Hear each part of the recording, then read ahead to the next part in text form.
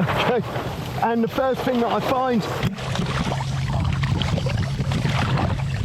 is she inverts very quickly.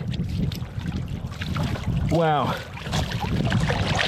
Yeah, so I think definitely worth being aware of how quickly the Minicat will invert. The reason it inverts so quickly is because the mast is really short, which means it doesn't have much angle when it capsizes, which means that when you capsize, it is going to invert almost immediately. So I would certainly recommend some sort of masthead flotation device. It'll make it so much safer, because even though the boat is quite small, for it to invert that quickly, you could quite easily get somehow tangled up underneath, which might not be quite what you want to happen. All right, so the process of bringing her back upright, I'm just going to get the righting line from underneath, and I've worked out which way the wind is coming from. It's coming from over that way. So you go to the leeward side.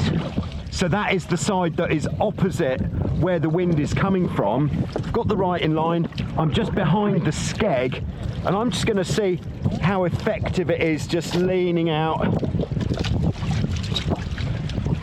to bring her back up onto her side. This is actually my first time performing this.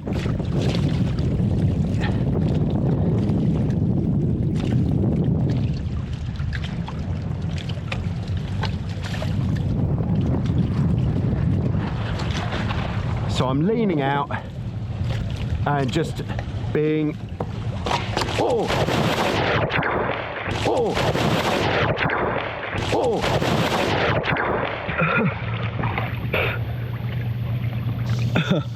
back in the water again. All right.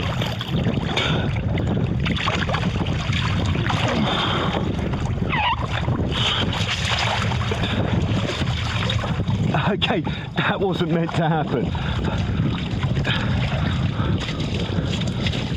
By the way, we're rolling with the Zero Shoes Aqua Pro Sport. Excellent traction, both, and really good on and off the water. I wear mine just as much off the water as any other shoes. All right, so just trying to get it up a little bit.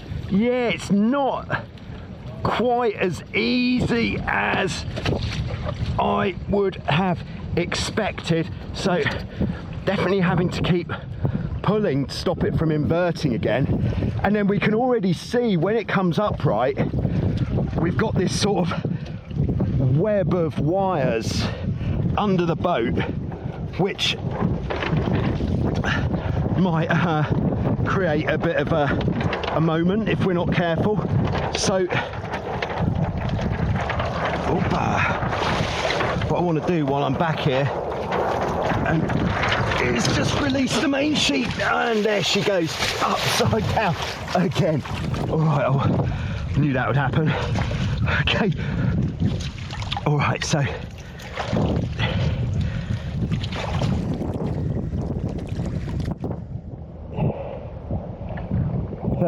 slip, and there she is. She's becoming established on her side.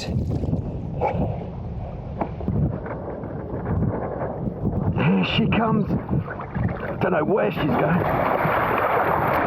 Okay, so I'm not going to let the mast go back down. I think part of the problem was I did hear the mast kind of filling with water as she went under, and then once she's on her side, okay, she's coming up nice and slow, so I've got plenty of time to pick my spot just there. Okay, and we are back upright, but wow, that was much more difficult than I thought. And you can see water coming out of the mast, and yeah, there's water coming out of the mast, so I think the mast is pretty full of water, which is why it was so difficult to get from inverted onto its side. Okay, for getting back onto the boat, I am fancying the windward side of the boat, but I'm not fancying my ability to hold on to the hull, so I'm going to take the righting line with me. Now, if we tried to get on the leeward side, we would almost certainly pull her over again. There's a well-appointed handle there for climbing on, that's nice. All right, and okay, so in conclusion, inverting the Minicat isn't such a great idea. If it was windy, it would definitely be easier to bring it back upright, but due to the short length of the mast, and because the mast isn't sealed, because it's a 3-piece mast, even the fact that this small mast fills with water makes it a very heavy mast to bring back upright. And actually, when the boat inverted, I could hear all the air being blown out of the mast. It was like a hissing sound. So solution, very easy solution, masthead float. The masthead float could just be like a fender or anything that contains air that could be attached to the top of the sail as you hoist it. Easy, and then no problem, because pulling the boat upright once it's on its side, super easy, barely an inconvenience. Thanks very much. I'll see you soon with some more on Joyrider TV.